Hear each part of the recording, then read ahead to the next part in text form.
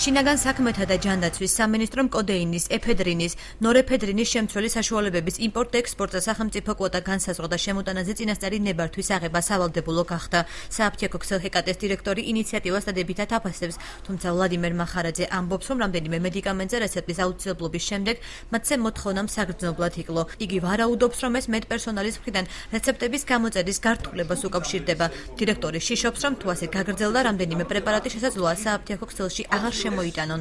ყველაზე მთავარი პრობლემა ამჟამად მოსახლეობისთვის იქნება ის, რომ არ შეფერხდნენ ფორმა ნომერი 2 რეცეპტის მიღების დროს. ბრონქო ლიტინი, თეოფედრინი და სხვები გადაყვანილი იქნა ფორმა ნომერი 3-დან ფორმა ნომერი 2-ით გაცემის რეჟიმში, ხოლო წამლების ჯგუფით თუ ვიტყვით მეორე ჯგუფიდან პირველ ჯგუფში იქნა გადაყვანილი. არც ერთი რეცეპტი შემდეგ აღარ გამოწერილა. მთელი რაოდენობა ჩვენ რაც მაშინ გადავიყვანეთ იმ დღეს, როდესაც ეს მოხდა და აღრიცხვაზე დავაყენეთ, იმ დღიდან მოყოლებული აბსოლუტურად მთელი რაოდენობა სვადა გაუვიდა და გადაიყარა. ბათუმის პირველ პოლიკლინიკაში ირწმუნებიან, რომ რეცეპტების გაცემა გართულებული და შეზღუდული არ არის.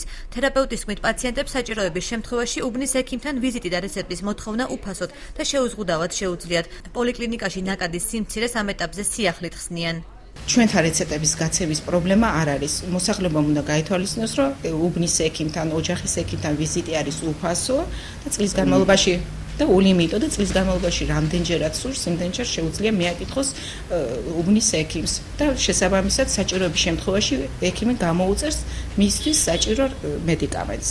ჩვენ ვფიქრობთ, რომ ეს აფთიაქების შიში უსაფუძვლოა, ეს მოსახლეობისაც ჯერჯერობით არის სიახლე.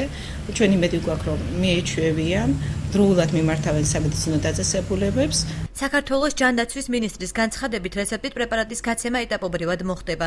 სამედიცინო დაწესებულებებს მიეცემათ გეგმა თუ როგორ უნდა გადაამზადონ პერსონალი და დაწესდება მკაცრი მონიტორინგი. თითოეულ აფთიაქში იქნება გადაუდებელი მედიკამენტების ჩამონათვალი, რომლებსაც რეცეპტი არ დასჭირდება. სამინისტროს პრესსამსახურში აცხადებენ, რომ რეცეპტის მოთხოვნით შექმნილი სირთულეების შესახებ მათთვის ცნობილი არ არის. მინისტრის ბრძანებით დაევალებათ, რომ წარმოადგინონ ჩვენს მიერ მიწოდებული გეგმის მიხედვით თითოეულ დაწესებულებაზე სამოქმედო გეგმა, როგორ უნდა მოამზადონ სამედიცინო პერსონალი იმისათვის, რომ მათ 1 სექტემბერს შეძლონ გამართული ურთიერთობა რეცეპტებთან, რადგანაც ეს გარკვეულ უნარჩვევებს მოითხოვს. პარლამენტში ინიცირებული საკანონმდებლო ცვლილებები ფსიქოტროპიული მედიკამენტების ლეგალური ბრუნვის წესების დარღვევაზე სისხლის სამართლებრივ პასუხისმგებლობას ითვალისწინებს.